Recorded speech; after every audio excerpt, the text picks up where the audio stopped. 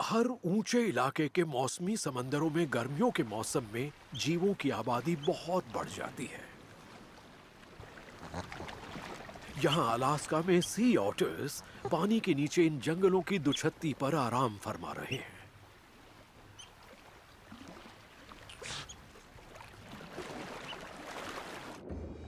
Giant kelp यानी दुनिया की सबसे बड़ी समुद्री घास पर तरह तरह के जीव रहते हैं। इस जंगल के निचले हिस्से में स्पाइनी सी अर्चिन्स इसी शैवाल को खाते हैं। तो यहां ये भूखे सी क्यूकम्बर्स इनके ऊपर टूट पड़े हैं और नीचे इन झुरमुटों पर हमला बोल रखा है कैमोफ्लाज्ड सी ड्रैगन्स ने।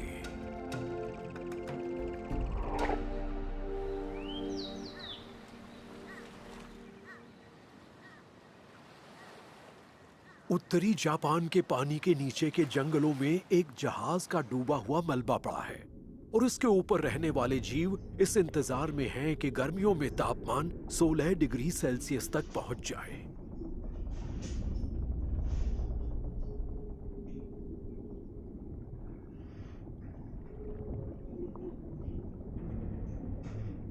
इनमें से कुछ के लिए ये समय सहवास का होता है।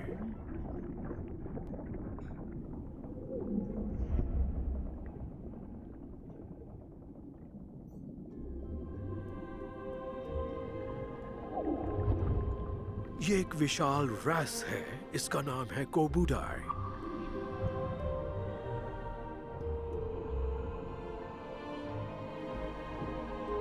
ये एक नर है।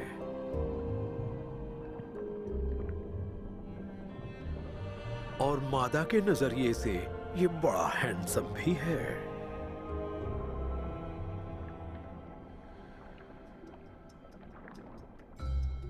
ये करीब 1 मीटर लंबा है और इसका वजन भी 15 किलो के आसपास है।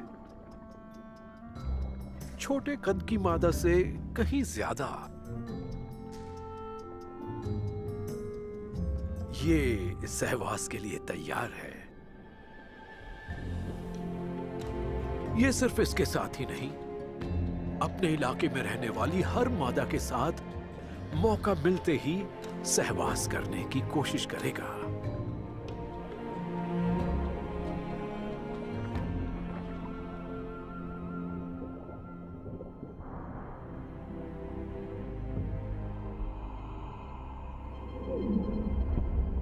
लेकिन 10 साल के आसपास की मादाएं इसके ऊपर ज्यादा ध्यान नहीं देती।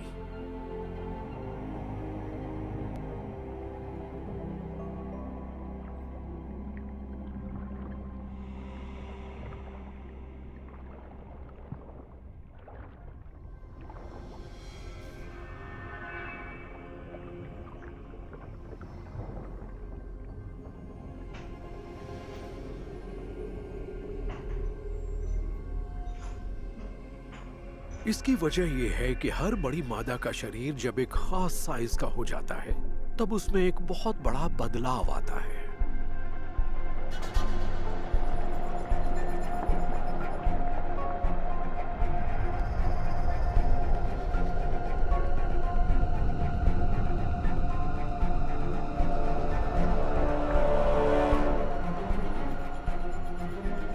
कुछ ही महीनों में उसके शरीर के कुछ खास एंजाइम्स काम करना बंद कर देते हैं। उनकी जगह नर वाले हार्मोन्स बढ़ने लगते हैं। समय गुजरने के साथ उसका सर बड़ा होता है और उसकी ठुड्डी फैल जाती है और फिर मादा नर बन जाता है।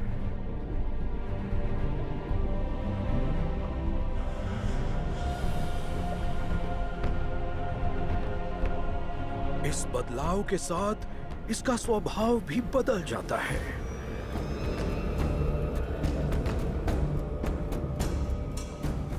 और जो नर पहले से यहां रहने वाली हर मादा पर राज कर रहा था, उसे एक नई चुनौती मिलती है।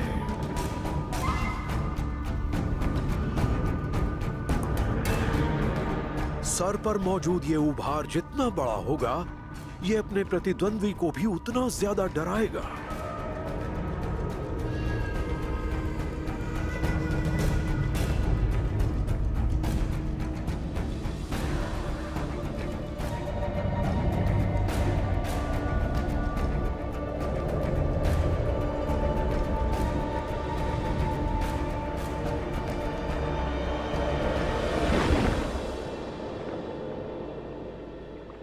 अब इस सल्तनत का एक नया सुल्तान आ गया है।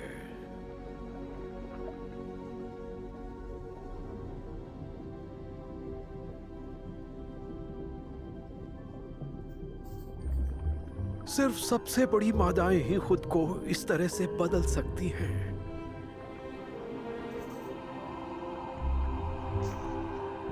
लेकिन इस बदलाव के बाद उन्हें सहवास के ज्यादा मौके मिलते हैं और उससे ज्यादा बच्चे भी पैदा होते हैं।